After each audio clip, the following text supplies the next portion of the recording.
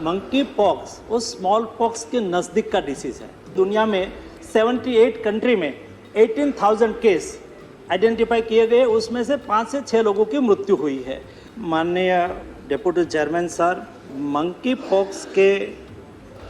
Pox वो small pox के नज़दीक का डिसीज़ है और स्मॉल पॉक्स के लिए टीका का रिसर्च हुआ था। मंकी पॉक्स के लिए अभी टीका का रिसर्च बहुत लिमिटेड रूप में किया गया है, या तो वो अभी एकदम limited studies on the efficacy and safety पर काम हो रहा है। केवल जब यूरोप में ज़्यादा केस दिखाई दे रहा है, आज कुल मिला के दुनिया में 78 कंट्री में 18,000 केस आइडेंटिफाई किए गए, उसमें से 5 से 6 लोगों की मृत्यु हुई है।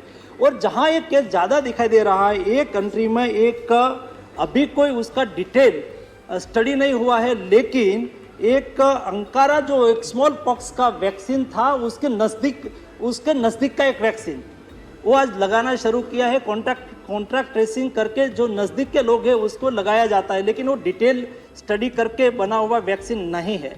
और WHO ने भी कहा है कि उसका सार्वजनिक वैक्सीनेशन करने की आवश्यकता नहीं है।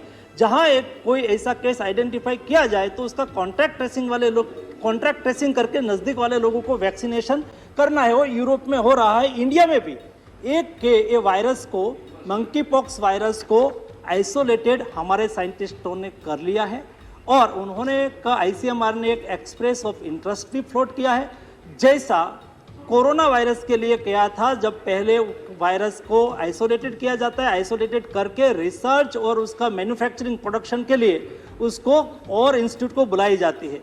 ऐसी सभी देश की इंस्टीट्यूट के लिए एक एक्सप्रेस ऑफ इंटरेस्ट फ्लोट किया है। उसके आधार पर जो भी हमारे इंस्टीट्यूट, जो भी हमारे साइंटिस्ट आगे आएंगे, उसको आइसोलेटेड किया हुआ वायरस उसको दिया जाएगा, ताकि वो देश में ही मंकी पॉक्स वैक्सीन का रिसर्च कर सके और बना सके। माननीय डिप्टी चेयरमैन साहब, ये देश के ताकत है और क्षमता भी है।